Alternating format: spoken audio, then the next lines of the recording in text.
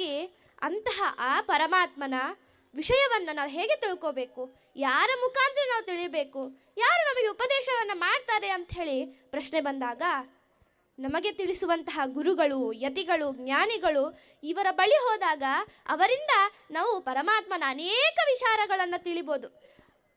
ಸರ್ವ ದೇಶವು ಪುಣ್ಯ ದೇಶವು, ಸರ್ವಕಾಲವು ಪರ್ವಕಾಲವು, ಸರ್ವ ಜೀವರು ದಾನ ಪಾತ್ರರು, ಮೂರು ಲೋಕದೊಳು ಅಂಥೇಳಿ ಹೇಳ್ತಿದ್ದಾರೆ. ಅಂದರೆ ಸರ್ವ ದೇಶವು ಪುಣ್ಯ ದೇಶವು, ಜ್ಞಾನಿಗಳು ಇರುವಂತಹ ದೇಶ, ಇರುವಂತಹ ಸ್ಥಳ ಅದು ಪುಣ್ಯಕ್ಷೇತ್ರ, ಪುಣ್ಯ ದೇಶ ಅಂಥೇಳಿ ಹೇಳ್ತಿದ್ದಾರೆ. ಈಗ ಇದು ಸಾಮಾನ್ಯವಾದ ಕ್ಷೇತ್ರ ಅಲ್ಲ. ಯಾಕೆ ಅಂತಂದರೆ ಇಲ್ಲಿ ಗುರುಗಳು, ಯತಿಗಳು, ಜ್ಞಾನಿಗಳು, ವಾಯುದೇವರು ಇರುವಂತಹ ಸ್ಥಳ. ಹಾಗಾಗಿ ಇದು ಸಾಮಾನ್ಯ ಕ್ಷೇತ್ರ ಅಂತ ಕರೆಸ್ಕೊಳ್ಳಲ್ಲ, ಇದು ಮಹಾಪುಣ್ಯ ಕ್ಷೇತ್ರ ಅಂಥೇಳಿ ಕರೆಸ್ಕೊಳ್ತದೆ. ಅಂತಹ ಈ ಪುಣ್ಯಕ್ಷೇತ್ರ ಅಷ್ಟೇ ಅಲ್ಲದೆ ಸರ್ವಕಾಲವು ಪರ್ವಕಾಲವು, ಜ್ಞಾನಿಗಳು ಇರುವಂತಹ ಕಾಲವೇ ಅದು ಪವಿತ್ರವಾದಂತಹ ಪರ್ವಕಾಲ ಅಂಥೇಳಿ ಕರೆಸ್ಕೊಳ್ಳುತ್ತೆ. ಅಂತಹ ಜ್ಞಾನಿಗಳು ಮಾತಾಡುವಂತಹ ಮಾತುಗಳು, ಜ್ಞಾನಿಗಳು ಮಾತಾಡುವ ಮಾತುಗಳು ಅಂತಂದರೆ ಅದು ಬರೀ ಹರಿನಾಮ ಸ್ಮರಣೆನೇ ಇರ್ತದೆ. ಸದಾಕಾಲ ಅವರು ಮಾತಾಡುವ ಮಾತುಗಳು ಹರಿಮಂತ್ರ, ಮಾತನಾಡುವ ಮಂತ್ರಗಳೇ ಅದು.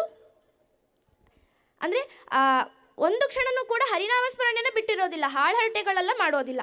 ಅವರು ಮಾತೆತ್ತಿದ್ರೆ ಹರಿನಾಮ ಸ್ಮರಣೆ, ಹರಿ ವಿಷಯ ನಾರಾಯಣ ಎಂಬ ಇದೇ ನಡೀತಿರ್ತದೆ. ಅಷ್ಟೇ ಅಲ್ಲದೆ ಅವರು ಮಾಡುವಂತಹ ಕಾರ್ಯಗಳೇ ಹರಿಪೂಜೆ. ಅಂದರೆ ಅವರು ಸದಾಕಾಲನೂ ಕೂಡ ಹರಿಪೂಜೆಯನ್ನು ಬಿಟ್ಟು ಬೇರೆ ಯಾವುದನ್ನೂ ಮಾಡಲ್ಲ. ಹರಿ ಧ್ಯಾನ, ಹರಿಪೂಜೆ, ಹರಿಚಿಂತನೆ ಇದನ್ನೇ ಸದಾಕಾಲ ಮಾಡ್ತಿರುವಂಥವರು. ಅಂತಹ ಆಜ್ಞಾನಿಗಳ ಶರೀರದಲ್ಲಿ ಪರಮಾತ್ಮನು ವಾಯುದೇವರು 3,72,000 ರೂಪಗಳಿಂದ ಪರಮಾತ್ಮ ಆ ಜ್ಞಾನಿಗಳ ಶರೀರದಲ್ಲಿ ಪರಮಾತ್ಮ ವ್ಯಾಪ್ತನಾಗಿದ್ದಾನೆ. ಹಾಗಾಗಿ ಆ ಜ್ಞಾನಿಗಳ ಶರೀರ ಅನ್ನೋದು ಒಂದು ಪವಿತ್ರವಾದ ಕ್ಷೇತ್ರ ಅಂಥೇಳಿ ಕರೆಸ್ಕೊಳ್ತದೆ.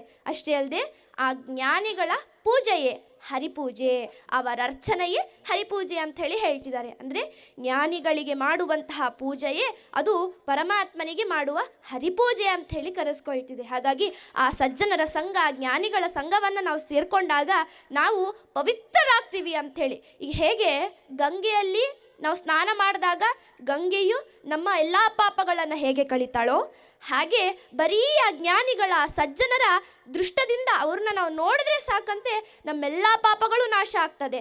ಆ ಸಜ್ಜನರ ಸಂಘ ಮಾಡೋದ್ರಿಂದನೂ ನಮ್ಮ ಪಾಪಗಳೆಲ್ಲವೂ ಕಳೀತವೆ.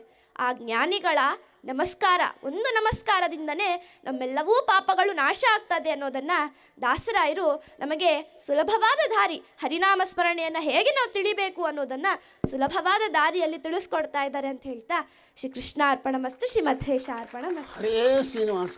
ದೇವದೇವೋತ್ತಮ ದೇವತಾ ಸಾರ್ವಭೌಮ ಭಾರತೀಯ ರಮಣ ಮುಖ್ಯ ಪ್ರಾಣಾಂತರ್ಗತ ಮೂರರಾಮ